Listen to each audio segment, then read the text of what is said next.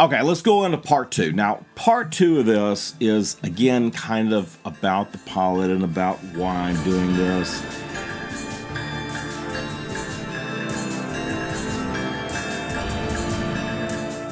I'm just going to get to the heart of it. I was reading this, and I've got a lot of notes, but I've been watching Game of Thrones like half the rest of the country is, and I just finished episode 3, and it's a fantastic series, and I'm not going to go into all the detail of how I think it's fantastic, but it is, and I will be talking more about Game of Thrones too. I'm not going to be one of those channels that analyzes every aspect of Game of Thrones, because there are channels out there like Emergency Awesome and what is the other one that I like? There's one that's really good. I mean, there's a whole bunch of them that are really good. But anyway, I'll try to remember to talk about them in the next episode, because I do want to talk about the ones that I watched. But there are a lot of YouTubes out there that do an excellent job of analyzing every little morsel of Game of Thrones to a degree that I would never be able to do. But what I'm going to do is I want to point out one particular thing about I think it was in episode 2 of this current season of season 8 of Game of Thrones. And for those of you that don't watch Game of Thrones, go watch it. Just go watch it. It is the best, not the best television show, it's the best movie, the best creation, the best storyline, in my opinion, ever. And that says a lot, because I think there's a lot of great movies out there and a lot of great television shows too. But there's one particular thing that was in episode 2. They're sitting around the map room, or where they're planning the battle, where the trenches are going to be, where the troops are going to be laid, and where they're going to run their strategy against the Night King.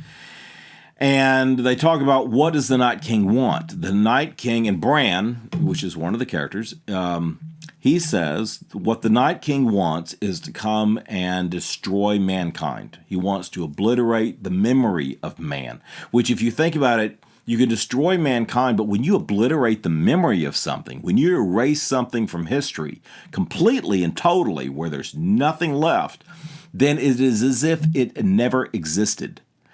It reduces those lives to absolute oblivion, to nothing. So it got me thinking about it, and in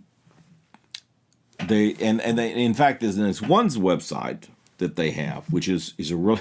I wish I could remember the YouTube, and I should come back and edit that in. It's in the Game of Thrones. It's a Game of Thrones breakdown, and it's at 13 minutes and 36 seconds. What they talk about in there is, they point out that the fact that we all have 2 deaths, and this struck a note with me.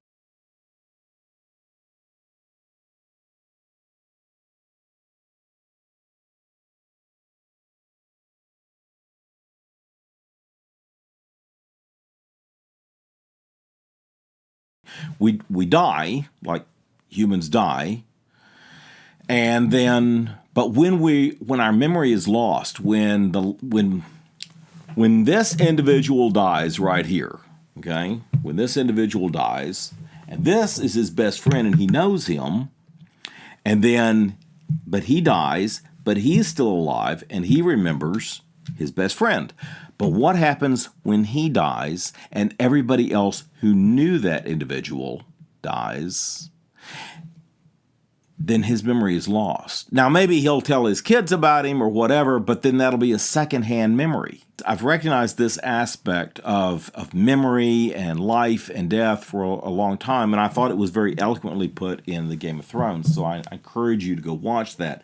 But in a sense, that leads me back to why I want to do this BarbWire strategy thing, because if nobody else watches it, that's fine. That's cool.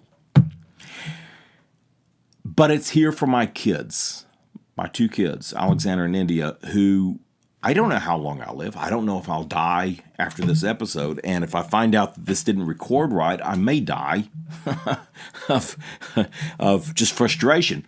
But I don't know how long we're going to live. Nobody knows how long they're going to live. But I think that it's important that we remember those who did live. I knew my father for 17 years, but I never knew my grandfather. Now I'm talking about, when I talk about this, I'm talking about the paternal side. Of course, I had maternal and paternal, and so forth and so on, but I'm talking about the paternal side, my family named Paris.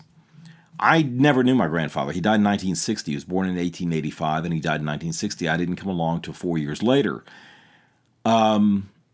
His father, my great-grandfather, he was born in 1857, and he died in 1944. So I certainly didn't know him. I was born 20 years after his life. I know of him. I know a little bit about him. I know as much as I can maybe know without having any writings or without talking to somebody about him. Without actually meeting him. So I talked to a lot of people who knew him, and I tried to drain as much information as I could. I know about his father, Willis Huddleston Paris, born in 1821 and died in 1907. But I know less about him. So every generation you go back, you know less and less about. Willis's father, at least I know what Willis looked like because I have a photograph of him taken in the 1880s, but I don't know what his father looked like, but I know his name, and I know when he was born. He was born in 1776, and he died in 1834 of yellow fever.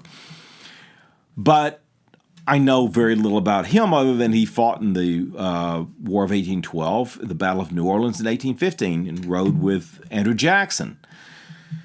His father was a hunter and scout for Daniel Boone. This would be my fourth great-grandfather, James Paris, who was born in 1850-something. We're not really sure. Died after 1824. That was the last known record of him. Not sure where he was buried.